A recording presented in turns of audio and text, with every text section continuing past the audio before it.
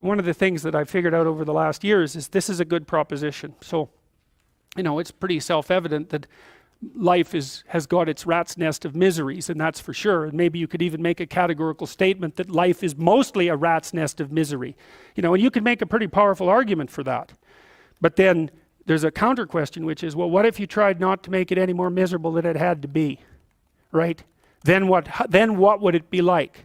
And my suspicions is that a lot of that misery, I would suspect that most of that misery would go away, because it's the unnecessary misery that really brings you down. It's like, well, if someone has cancer, it's like, that sucks. But it's not like you can say, if only we had done this differently, then that wouldn't have happened.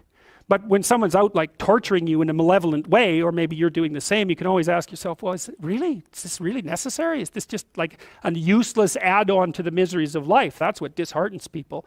And so even in your own life, if you aren't suffering from self-imposed misery, and you're only suffering from inescapable misery, maybe you could handle that, and you could survive, you could bear it, and even maybe without becoming irredeemably corrupt. And so the goal would be, well, yeah, life is a rat's nest of miseries, and maybe it has no ultimate meaning. We could say that if we're feeling particularly pessimistic, but it still leaves one question open, which is, if you didn't do everything you could to make it worse, how good could you make it be? And the least answer is, well, it could be tragedy, but maybe not hell.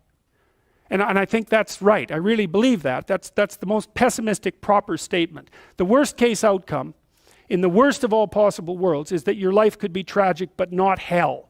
And that's a lot better than hell, right? And you think, I could give you an example of the difference. You're at your mother's deathbed. Well, that's tragedy. Here's another scenario. You're at your mother's deathbed, and you and all your idiot siblings are arguing. Well, that's the difference between tragedy and hell. And you might be able to tolerate the first circumstance, and maybe it would even bring you closer together with your family members. The second one, no one can bear that. You walk away from a situation like that sick of yourself and sick of everything else too. And it's often the case that tragic circumstances bring out the dragons, because the stress is high and all those things that people haven't dealt with, they don't have the energy to repress, and all the bitterness comes pouring forward. It's like, seriously, man. So that's actually it's a rough lesson, but it's a good hallmark for figuring out whether or not you've got yourself adjusted properly and in relationship to your siblings. It's like, if you were all gathered around the bed of someone close who was dying, could you manage it? And if the answer is no, it's like, well, put your life together, because it's going to happen. And you should be the person who's there that can do it, and do it properly. And then maybe you'd find that it isn't the sort of thing that will undermine your faith in life itself. And I've seen both of those situations, ugly situations, murderously ugly situations. And then they're opposite, where people have had terrible things happen to them as a family, and they pull together and they rebuild their damn ship and they sail away. And so that seems to me to be a lot better. That makes you Noah when the flood comes, right? Well, okay, so the same thing. The question emerges, well, who are you? Well, you could say, you're this plan. That's how people usually identify. Maybe they have no plan at all and they're just in chaos, right? That's like being in the belly of the beast. They're nihilistic in chaos. They have no plan. They're just chaos itself. And that's a very dreadful situation for people to be in. Or maybe they conjure together a plan. That's their identity. It's kind of fragile, and they're holding on to that with everything they've got. It's their little stick of wood that they're floating in the ocean, clinging to. And so they're identifying really hard with that plan. That's what happens when you're an ideologue, is that you're identifying really hard with that plan. The problem is, if something comes up to confront it, well, how do you act? Well, you can't let go of the plan, because you drown. And then you cling to it rigidly. Well, that's no good, because then you can't learn anything. And then if that's you're a totalitarian, you're not going to learn anything. You're going to end up in something that's close enough to hell so that you won't know the difference, and you might drag everyone along with you. And that's happened plenty of times, right? It's the whole story of the 20th century. It happened over and over and over. And it happens in people's states. It happens in their business organizations. It happens in their cities. It happens in their provinces. It happens in their states, and it happens in their psyches, all at the same time. You can't blame the manifestation of that sort of thing on any of those one levels. It happens when a society goes down that way, it goes down everywhere at the same time. It's not the totalitarians at the top and all the happy people striving to be free at the bottom. It's not that at all. It's totalitarianism at every single level of the hierarchy, including the psychological. And so you don't want to be the thing, you don't want to be in chaos, that's for sure, but you don't want to be the thing that clings so desperately to the raft that you can't let go when someone comes to rescue you, right? You don't want to be that. So then you think, well, exactly what are you? You're not the chaos, you're not the plan. Maybe you're the thing that confronts the obstacle. And I would say that's the categorical lesson of psychology insofar as it has to do with personal transformation. Because that's what you always teach people in psychotherapy. I don't care what sort of psychotherapist you are. You're always teaching them the same thing. You're the thing that can, you're not the plan. You're the thing that can confront the obstacle to the plan. And then when you know even further that the obstacle is not only an obstacle but opportunity itself, well then your whole view of the world can change, because you might think, well, I've got this plan, something came up to object to it. It's like, it's possible that the thing that's objecting has something to teach you that will take you to the place where you develop an even better plan. And it's a nice framework to use. It's like, are you so sure that this is a problem? Is that the only way that you can look at it? Or is it an opportunity? I mean, I'm not trying to be, naively optimistic.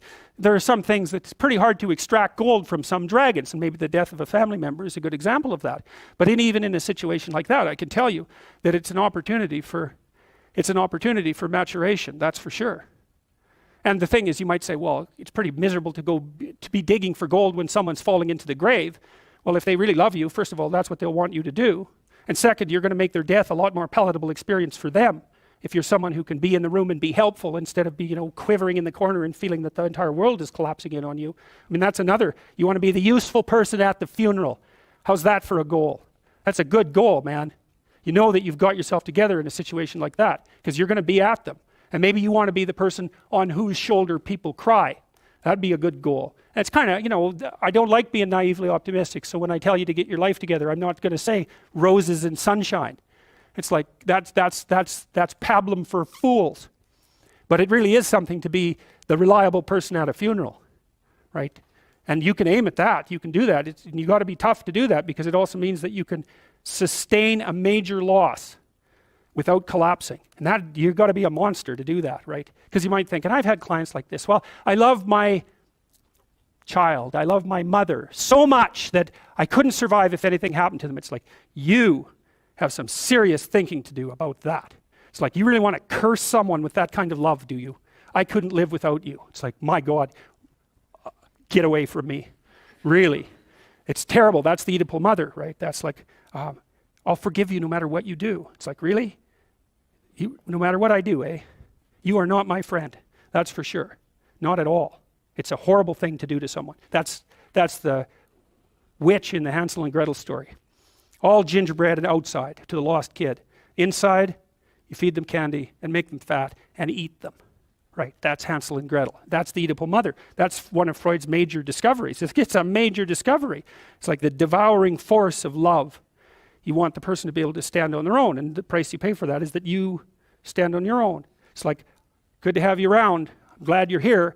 But if tragedy, if and when tragedy strikes either of us, I hope that one of us is standing when it blows past. And that there's a harshness about that that's unbelievably cruel, because you say, well, if my mother died, I could live. Well, what kind of monster are you exactly? The death of your mother doesn't do you in? Well, it turns out that being a monster is the right thing.